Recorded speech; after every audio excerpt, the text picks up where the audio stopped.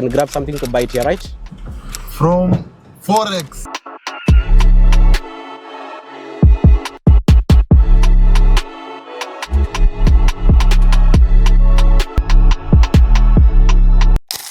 Well, we are live from Blue Ball inside Empire headquarters. And guys, today I'm showing you an easy entry model, and then I'm gonna take you through my life like it's raw, like just nothing complex or added.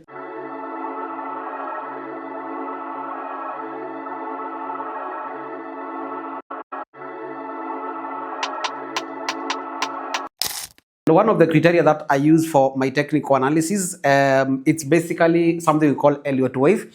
And Elliott wave theory is basically one of the easiest Forex trading strategies, which is based, what the hell is this? Which is based on the idea that market moves in a repetitive, predictable cycles, and these particular cycles are called waves. All right. Now, this particular approach is guided by 3 rules, and the first rule says that wave 1 should not enter the price territory of wave 1, or wave 2 should not retrace beyond the start of wave 1. Then the second principle states that wave 3 cannot be the shortest wave, and the third principle states that wave 4 should not enter the price territory of wave 1. So my director, I'm going to be showing these people how what I'm trying to mean in simple terms, because this is the entry model that I use. And by the way, guys, I've already taken a trade based on the same approach. And as you can see, I've just already entered this particular trade because it has already met the entry criteria for what I'm talking about. So look here, guys. So the first principle says wave 1. Why is the path? Wave 1 should not retrace beyond the start of wave 2. So that is wave 1. That means wave 2 should start somewhere around this particular place. Wave 2 should not retrace beyond the start of wave 1. Then the second principle states that wave 3 cannot be the shortest wave. This is assuming now this is 1. Okay. Assuming that we have wave 1, that is 0. Then that is 1. What the hell is happening here? Then this is 1. Okay, then here we can have 2. So as you can see, wave 2 has not retraced beyond the start of wave 1. Then wave 3 cannot be the shortest wave. That is the third principle. And if you look here, this is the wave 3. It is the longest wave by this particular design. And so the third principle states that wave 4 should not enter the price territory of wave 1. That means wave 4 should not enter in this particular price territory, because this is what we are calling the price territory of wave 1. So this wave should retrace somewhere there and then go like that. And then this complete movement is basically what we call a motive wave. This is what we call basically a motive wave. Motive wave is the wave that goes to the direction of the trend. This is called the motive wave. And the other wave is basically the reactive wave, which tries to counter this overall market movement, is what we call the reactive wave. And how does this particular reactive wave work? Now, this one, we do not have it in terms of 1, 2 to 3 or to 5. We have it in terms of A, B, and then C. And this is the complete wave structure. When you look at this particular model, it looks exactly like ICT 2022 trend reversals. And also it forms something like an head and shoulder pattern. So I think it's just, same jargon, different jargons. But as you can see, this is basically the approach that I used to take all my trades. So here I had wave 1, wave 2, wave 3, and then a pullback. And then this market has come here. So I'm retracing with this particular reactive wave. So we have motive, and then we have a reactive wave. Reactive wave. Now, the details that we're supposed to pay attention to is the fact that for every action, there must be an equal and opposite reaction. That is science 101. So the same thing, if we have a market going to the upside, there must be a pullback, which should be deep enough to counter this particular motive, because for a market condition to be perfect, we need buyers and sellers. So we cannot have purely buyers dominating the market. That will mean that the market will not attain equilibrium. And remember, whatever we are doing, we are trying to equalize supply and demand, because that is how we achieve a perfect market condition. Think about it in this way: a situation where you are supplying products, but there are no customers for you to supply to. Okay, so there is excess supply but limited demand. So for a perfect market condition, for every action, if we have a movement to the upside, this retracement tries to counter this particular feed, which is the initial action of the market trend. So I'm gonna be showing you how this is gonna go out later, but in the meantime, I'm checking out of the house to go and buy something because it's almost lunchtime now, and yeah, that's it.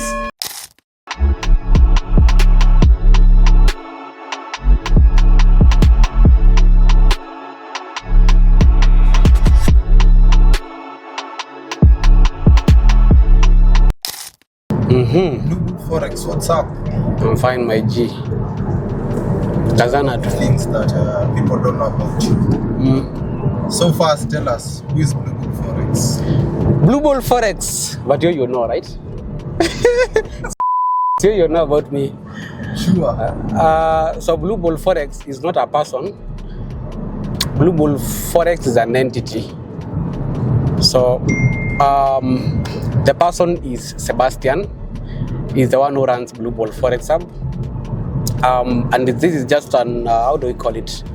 Like, it's just an organization, although no structures on board, quote unquote, that probably guides people about navigating financial markets, and which is inspired by basically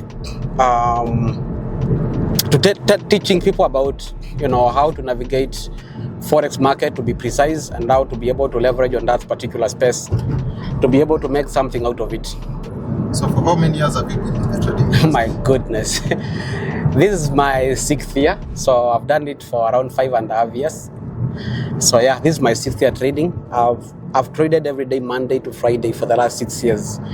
Good days, bad days, all the days, like, yeah, 6 years, I can say that. This is my 6th year. 6 years. How long has it taken you to be a profitable trader since you started?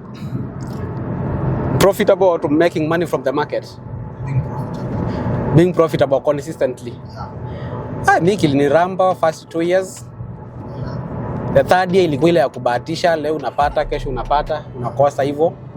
So I think maybe while now I can say when I'm enjoying Forex profits like full time, I can say now this from 2024 around August is when it began to make some much more sense. So yeah, like for 2.5 to 3 years right now, like at least you're getting something out of the market consistently, and you're not losing entirely what you have. Yeah. So right now, do you offer copy trading? Yes, I have copy trading. Yeah, but also it's good, so make it go on public. So make the people understand that trading carries a good degree of risk. And I highly recommend that you assess the capital that you are trading with. I also give a disclaimer: I do not charge or benefit from copy trading upfront through what we call copy integration fees. I do not charge people to integrate their accounts to mine. I just enjoy a split of my performance, which is basically 40% of what I make from the accounts that are copying from my trades. So ideally, I give a disclaimer that I do not assume any liability telling from trading activities. So ukikuja hapo alafu blow waze kunipigia simu unalaani watu wetu sijui, we don't do that business. So if you assess your risk well and you are confident that whatever we do can be able to help you to harness something out of the market passively, then you are the person for copy trading. Yeah, so that's the situation. So is there a minimal amount, a minimal capital that someone should start with? Yes, there is a minimum of 1,000 USD, but we highly recommend like $5,000 and above. Because again, in trading, the smaller the capital, the more fragile it becomes. But $1,000, it's a fair one to start from. If you have a good risk management criteria, remember you set your own lot size. If you put it 0.05, you put like 0.1, 0.5, you open one. It depends with, are you risk aggressive? Are you risk averse? What kind of person are you? Because different people have different risk appetite. So that's why we advise, depending on the equity that you have, the lot size that we are convinced is going to serve you better justice than you just deciding on your own based on the problems you're having or how aggressive you want to go with your capital. So meaning different capitals have different lot size. Yeah, sure, exactly. So do you teach people how to set, or we do a Google Meet. I guide them via Zoom. I also show them my performance on a Google Meet. I show them my investor password. They log in. They see my track record. If it makes sense to them, they invest. Those who want to invest in my copy trading. So yeah, it's a whole process which has actually 100% transparency. We don't do gimmicks. We are very serious people with life. Yeah. So what about people who are saying that Forex is a scam, that they cannot Sim too. Sim too. Yeah.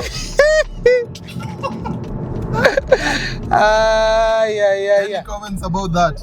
Watu wa Sim too wako. You know, you are a product of what you believe and listen to.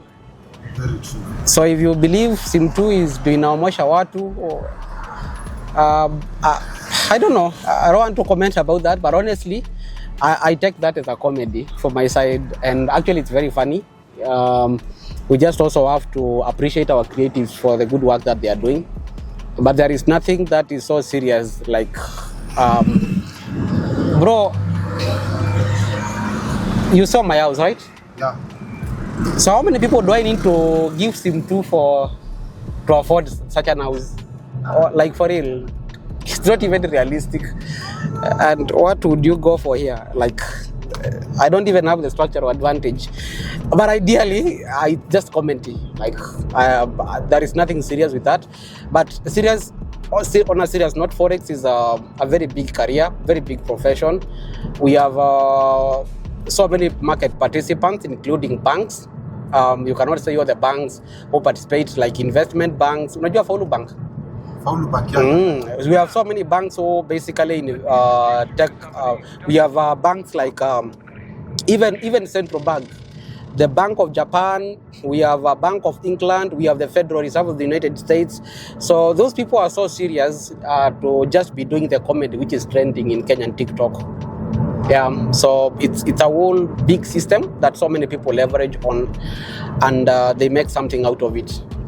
So comparing Forex industry in Kenya with other countries, what do you have to say about our country? It's doing, because like in Dubai, Forex is like a really serious issue. Yes, I think Kenya is doing well. Actually, do you know Kenya is the third biggest Forex market from Nigeria and South Africa.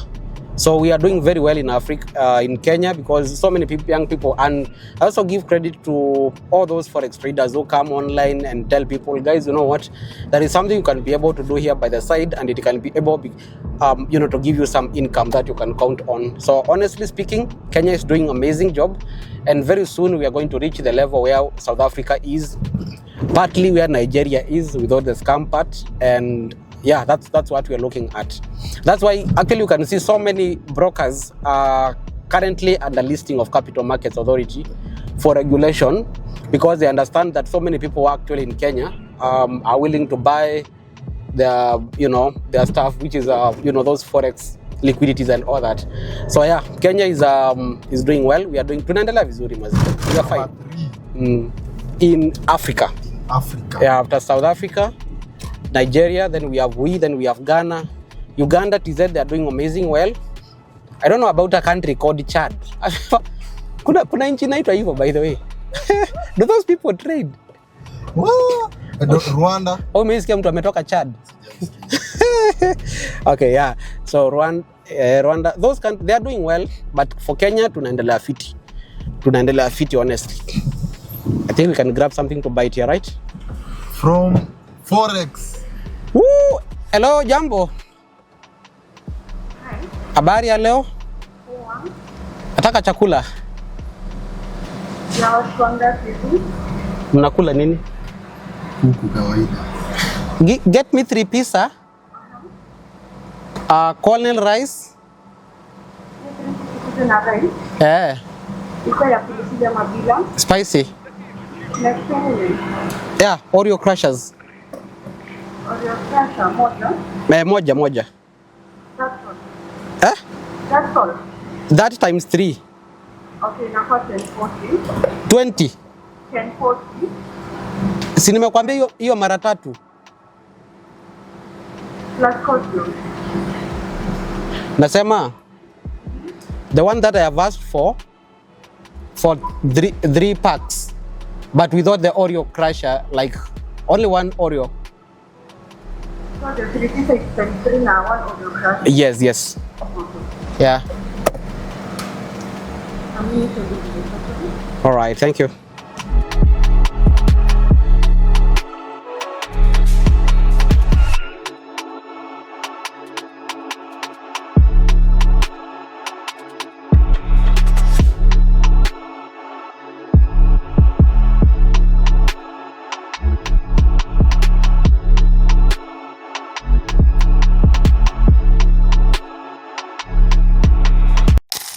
Frank.